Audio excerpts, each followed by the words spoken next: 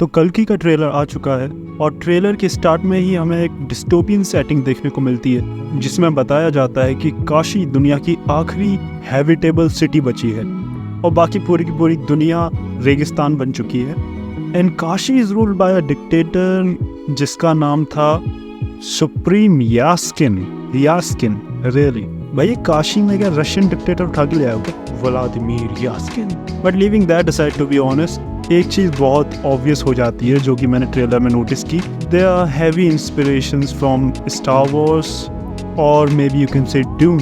लेकिन मैं इस बारे में शिकायत नहीं कर सकता क्योंकि दीज आर डिस्टोपियन मूवीज़। दुनिया डेजर्टेड होगी, कोई छोटा मोटा यहाँ वहाँ कोई सेंटर होगा दुनिया का जिस पर कोई डिक्टेटर रूल करता होगा और उसके हाथ में पूरी रिसोर्सेज होंगी और हमारा हीरो एज अ रेबल उनके खिलाफ लड़ेगा for the rights of the common people. But here comes the interesting part about this movie.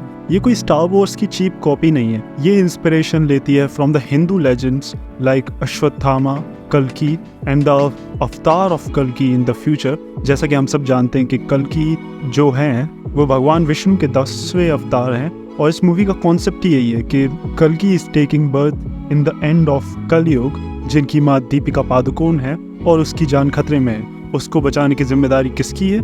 Ashwatthama. और अश्वत्थामा का रोल प्ले कर रहे हैं Amitabh Bachchan and he seems really badass in the trailer. तो ये चीज़ मुझे इम्प्रेस करती है कि the modern directors of our film industry हमारे कल्चर से इंस्पिरेशंस उठा रहे हैं और उनके ऊपर मूवीज़ बनाने की कोशिश कर रहे हैं। ये जो इंडियन फिल्म इंडस्ट्री को एक यूनिकनेस देगी जो कि हमें दुनिया के सिनेमा से अलग बनाएगी और हम ये कह सकेंगे that Indian films are truly unique. The potential of this film is really high और मुझे लगता है कि ये आगे जाके एक फ्रेंचाइज भी बन सकती है सिंस इसमें वर्ल्ड इतना बड़ा है and they are big stars Prabhas, Amitabh Bachchan, Kamal Haasan, Deepika Padukone. हमें देखने को मिलता है कि प्रभास का कैरेक्टर जो भैरव है ही इज सेल्फिश, भाई को बस रुपए से मतलब है। But eventually I am pretty sure in the end of the movie उसका हृदय परिवर्तन होगा। वो देखेगा कि कल्कि की रियल वैल्यू क्या है and he is here to save the world, so he will definitely try to save him. So looking at that arc would be very interesting. अब यहाँ पे दिशा पटानी का क्या काम है मुझे नहीं पता। I mean I don't really like her acting और उसकी तो डबिंग भी बेकार है यार। मैंने ट्रेलर में सीन देखा उसकी डबिंग का, मुझे बिल्कुल पसंद नहीं आया। ये that's the real complain I have about this trailer.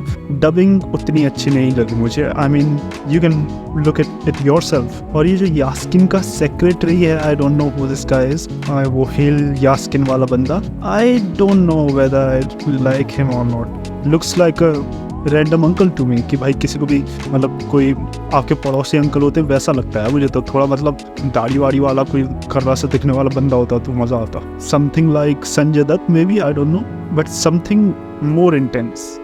And at the same time ऐसा क्यों होता है भाई कि जितने भी डिस्टोपियन मूवीज़ होती हैं उनमें जो मेन विलन होता है वो मतलब ऐसा कोई भद्दा सा दिखने वाला बंदा होता है। मतलब इसमें कमल हसन को देख लो, ड्यून के विलन को देख लो, या फिर स्टार वॉर्स में जो मेन विलन है उसकी शक्ल देख लो, सबकी शक्लें चली हुई है। So I don't know, maybe it's a concept और कुछ तो है भाई, फैटिश है शायद, पता नहीं, but it's kind of cool, so I won't complain. So या पहले कुछ फोटो लीक हुई थी ट्रेलर की तो मेरी थोड़ी होप्स नीचे चली गई थी। But after looking at the trailer मुझे लगता है कि it's gonna be much better, so let's expect much better and let's see. Until then, hail Yaskin. And Prabhas भाई थोड़ी एक्सरसाइज कर लो, फेस पे फैट आ रहा है। प्रणाम।